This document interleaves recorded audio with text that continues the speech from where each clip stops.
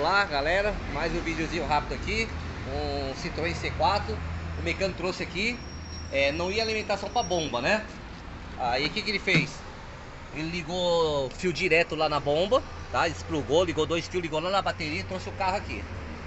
Aí fiz os testes normais, né? Testes normais, fusíveis normais aqui na frente. Aí aqui atrás, dentro do carro, o dono falou que não tem alarme. E realmente não tem mesmo, mas tinha uns fios velhos aqui, tá vendo, galera? Olha o defeito onde tá, ó, tá vendo, ó? Esse fio cinza aqui, tá vendo, ó? Tá vendo? Vou abrir ele até, vai sem solda, tá vendo? Muito ruim, ó. Olha como tá. Aí vou abrir ele até aqui e ressoldar, né? E passar um fio novo e soldar. Tá vendo, galera? Então, defeito simples, né? Mas dá muito trabalho pro dono. Beleza, galera? Então, um abraço e deixe seu like aí. Até a próxima aí.